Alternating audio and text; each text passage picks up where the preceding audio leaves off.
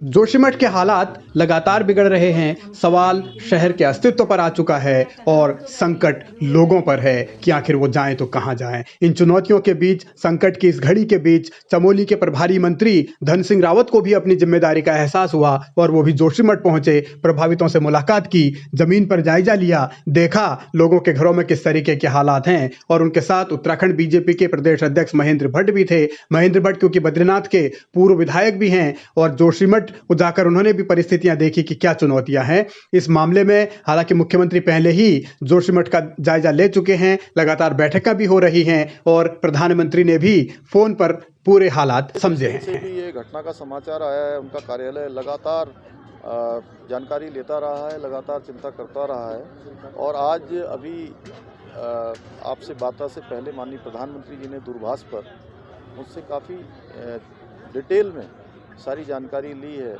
कि कितने परिवार उसकी जद में आ रहे हैं, कितना नुकसान हुआ है, किस प्रकार से वहाँ पर पानी निकल रहा है, लोगों के विस्थापन के लिए, लोगों को सुरक्षित स्थानों पर ले जाने के लिए क्या किया गया है, राहत शिविरों में कैसे लोग रह रहे हैं, आगे कैसे उनके पुनर्वास की व्यवस्था होनी है, उन सब पर माननीय प्रधानमंत्री जी ने बहुत विस्तार से चर्चा की है। और उन्होंने जोशीमठ को बचाने के लिए हर संभव प्रयास जो भी होगा, हर संभव उन्होंने आश्वासन भी दिया है, विश्वास दिया है कि हर संभव वहाँ पर काम होगा उस शहर को बचाने के लिए और लोगों के लिए।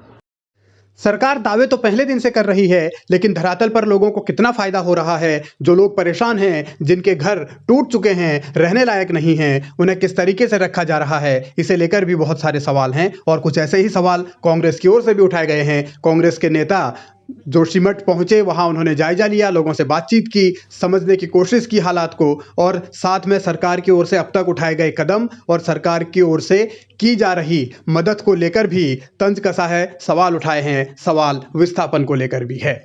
विस्थापन इतना आसान नहीं है, क्योंकि चमोली जिले में आज भी 700 कुछ लोग पिछले कई वर्षों से विस्थापन की प्रतीक्षा कर रहे हैं, जिनसे कहा गया था कि आपको विस्थापित किया जाएगा। तो इतनी भारी संख्या में इसको कैसे किया जाएगा?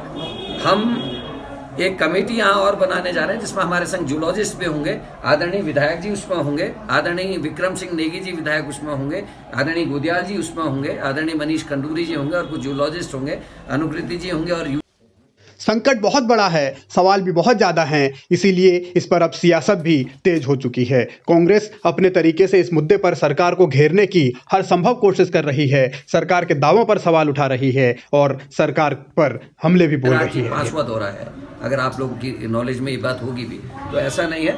दूसरा, हम ये कहते हैं कि प्रोजेक्ट्स को, जैसा कि आदरणीय रावत जी ने कहा कि प्रोजेक्ट्स को तत्काल प्रभाव से रोका जाना चाहिए। और जो प्रशासनिक अधिकारी यहाँ के लोगों से आज के दिन भी ये कह रहे हैं, जब जले में नमक छिड़कने जैसा है, कि वो ये आज भी ये कह रहे हैं कि साहब ये प्रोजेक्ट्स की वजह से नहीं हुआ, एनटीपीसी के प्रोजेक्ट की वजह से नहीं हुआ या जेपी के प्रोजेक्ट्स की वजह से नहीं हुआ। लोगों के मन में एक आशंका है।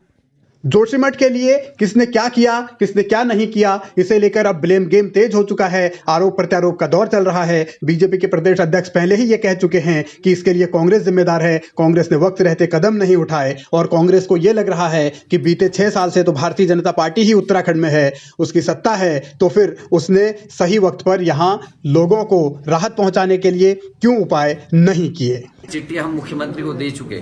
7 महीने पहले करीब यहाँ के अस्पताल में, जो नागरिक चिकित्सालय है, उसमें वो धस रहा था, उसमें क्रैक्स आई थी। उस समय भी हम लोग जोशीमठ में थे। तो ऐसा नहीं है कि करण मेहरा या कांग्रेस यहाँ आज से सक्रिय है। दिक्कत यह है कि जो तात्कालिक विधायक थे, जब इसका खराब रूप सामने आने लगा और वर्तमान में भारतीय जनता पार्टी के अध्यक्ष हैं, ये प्रश्न तो उनसे होना चाहिए था कि उन्होंने, जब यहाँ के एनजीओज ने, यहाँ के जो प्रतिनिधि हैं, उन्होंने जब इस बात को रखा, तो 2021 से लेके वो अभी तक कहाँ थे? उन्हीं की सरकार थी और वो उस समय विधायक थे और पार्टी के अध्यक्ष हैं। तो ये प्रश्न तो उनसे होना चाहिए। विपक्ष